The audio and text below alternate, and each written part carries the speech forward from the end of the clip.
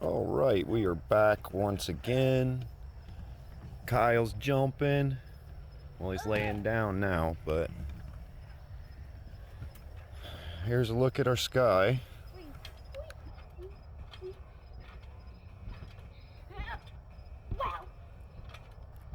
Incredible, huh?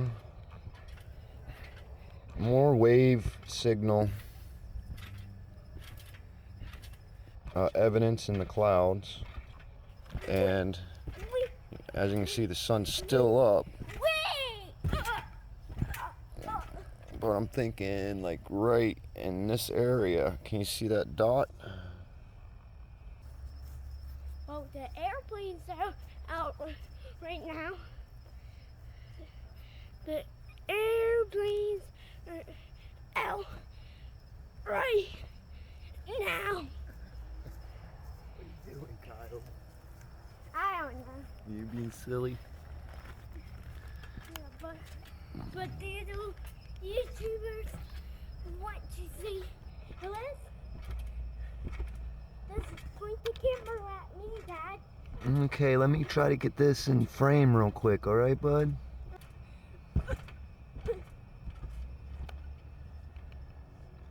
It won't focus on it.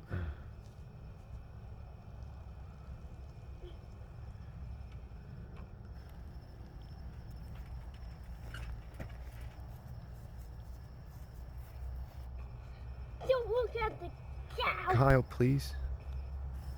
Here we go. Can you see it?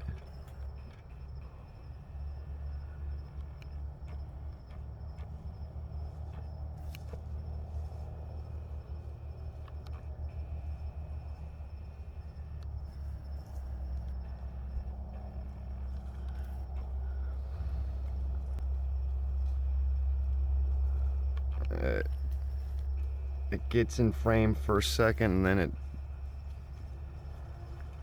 I'll try to do something with the video. Right there. There it is. It's nowhere near nighttime. It's a good hour before the sun is down.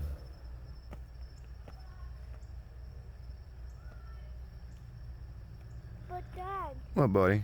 I should take the charger and the phone so I can show you. That's if your mom even shows up, Kyle. Yeah. Okay. But I should take the phone when my mom shows up and the charger. That's if she shows up, Kyle. Yeah. If she does, Maybe. We'll show see. you. We'll see. I will record inside the house when the phone is charged, so you know what inside the house looks like.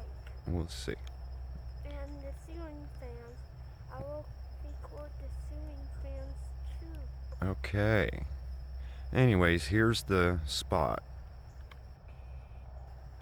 I got it in frame this time. It's kind of blending in with the background. It's not gonna let me zoom in on it anymore.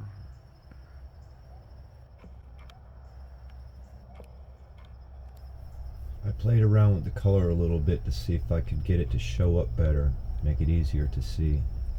This is normal color.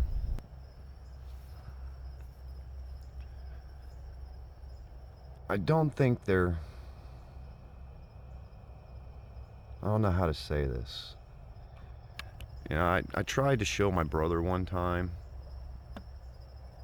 and he just didn't want... He doesn't want to look at it like that, and he tells me, well, what are you gonna do about it? Nothing. The only thing I can do about it is show other people what I see. Explain what I see. Like this here, this wasn't like this in the 80s. I remember the 80s very well. I remember it turning 1980. It wasn't like this in the 90s. It didn't get like this until 2000, And it wasn't even this bad. But say 2005 is when this stuff started coming up. This I have been tracking and been telling people about for about 8 years now.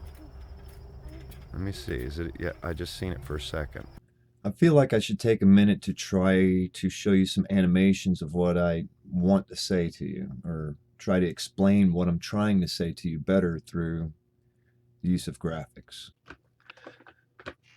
So basically, I'm just pausing the video for a moment. I'm going to throw some graphics in here, explain how radio frequencies work, how you can manipulate the weather with radio frequencies, and then the video will start right back where we left off. Okay, let's see. Yeah, it's recording. This is the HARP facility in Australia. HARP stands for High Frequency Active Aurora Research Program. HARP is capable of blasting a supercharged high-frequency radio wave into the Earth's atmosphere. This controllable radio wave is so powerful and electromagnetically charged that it can actually lift the ionosphere while simultaneously heating it. The ionosphere is a electromagnetically charged shield that surrounds the Earth's upper atmosphere. The ionosphere, ozone layer, that's kind of a misconception. The ionosphere is located in between the, but it's kind of in between. The ozone layer is kind of in between the ionosphere and the troposphere. It might be the other one. I don't, I'm just going off of memory right now. But anyways, the ionosphere protects the Earth from deadly radiation and spikes emitted by the sun. And I got a graphic. Let's see here. I got a graphic. Where's it at? Where's it at?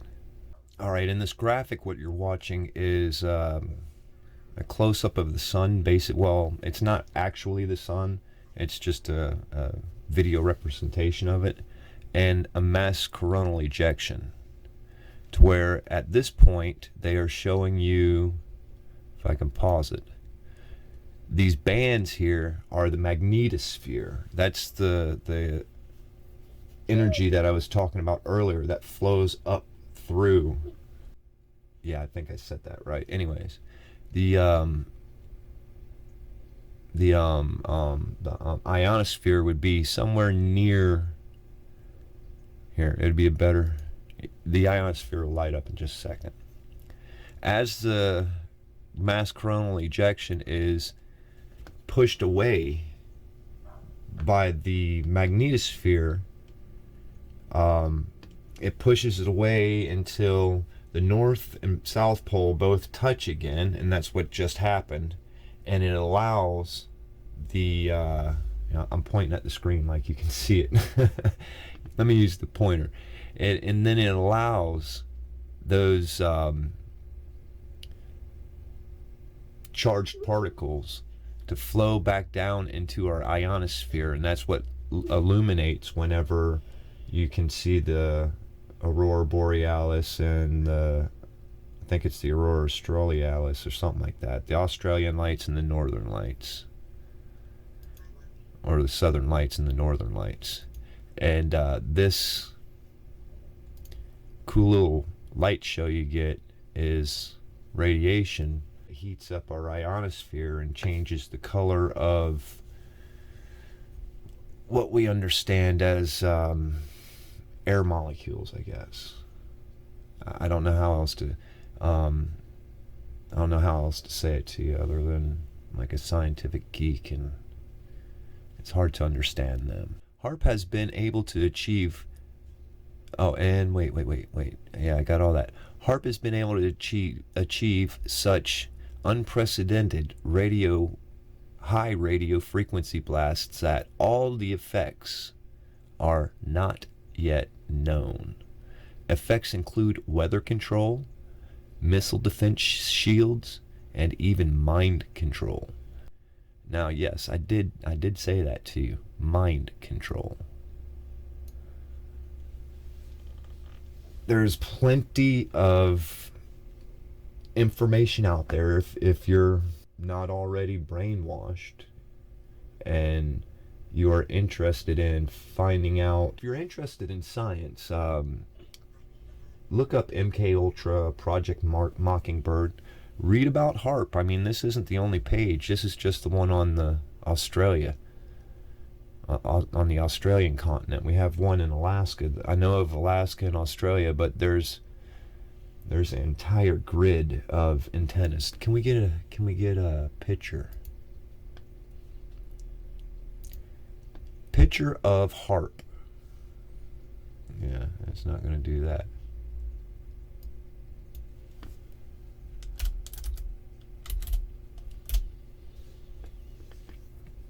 And what these are is antenna arrays.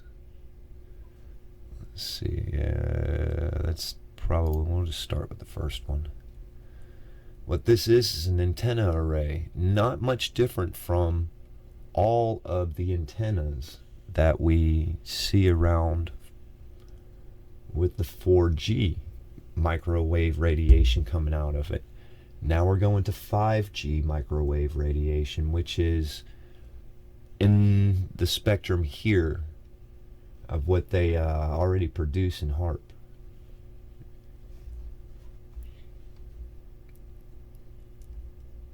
Yeah, 5G. They talk about the mark of the beast and religion. If there is, 5G would be that mark.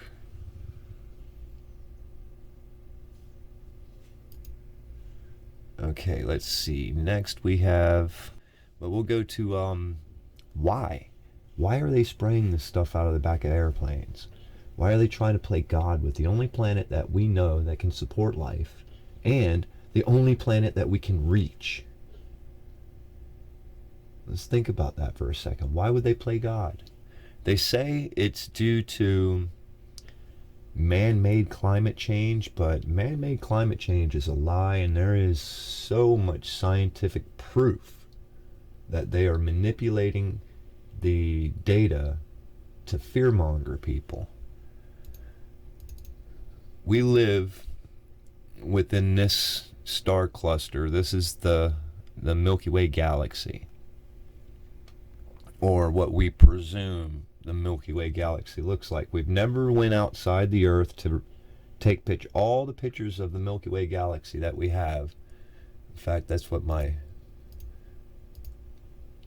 this is. It's how it used to be. Whenever I was a child and the sun would go down, this is what we used to see. It's still there. You just got to be a smarter photographer than I am, or a more educated photographer than I am, to be able to see it. I've taken my friends, way out of town and showed it to them, like 30 miles away from nowhere, and it's just really hard to see. And this is our presumed course through said Milky Way galaxy. This is what we presume, you got to understand, this is flowing forward, so all of this is actually trailing slightly behind that. Not a whole lot, but slightly behind it. This is, the blue line is the galactic plane. That's where all of the energy is really being emitted. And this wavy line is a presumed path that the Earth, or that the sun goes at. It takes a path up and down through, like if this is the line, it would go up and down through the line. I don't think it's a wave. I think it's more of a spiral pattern, which would mean that there's another center of mass. There's a center of mass somewhere between here and an unknown spot. We really don't know what's outside of our solar system yet. We haven't made it past the Oort cloud, so we don't know. It doesn't matter what scientists tell you in the mainstream scientists, but in the long run, you can always debunk what they say by who went there and proved it. Nobody has. Voyager 1 hasn't. Voyager 1 just made it, or is it 2? One or the other. Just made it to the Oort cloud. And we still have, from what they say, about 30,000 years before we get out of the Oort cloud. So they don't know. And it's going to be a very long time before we do. How long will it take Voyager to get outside of the Oort cloud? About, yeah, see that swing? It will take about 300 years for Voyager 1 to reach the inner edge of the Oort cloud, and possibly 30,000 years to fly beyond it. So, I mean, we don't know. We don't know. We don't even know how many planets we have in our solar system. You know, it was 8, or it was 9, then it was 8, now it's 10 if you count the 2 dwarf planets, Pluto and, is it serious?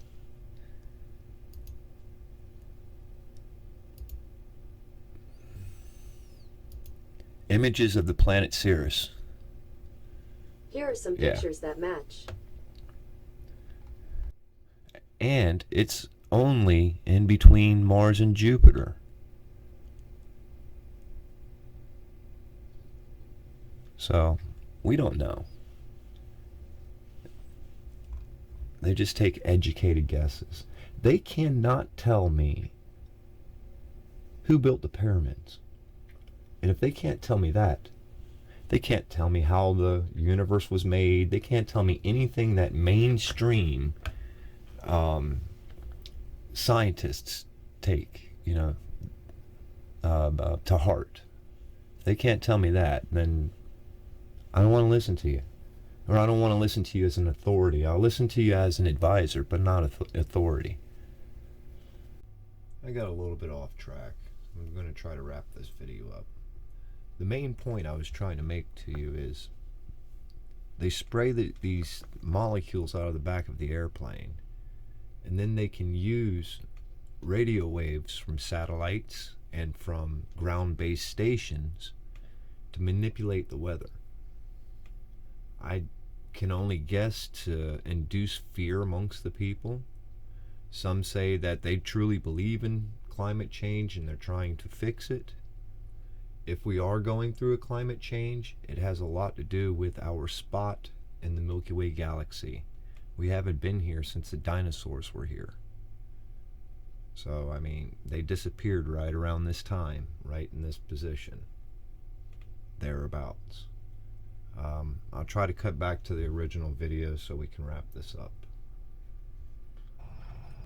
This right here is now visible in the daylight hours.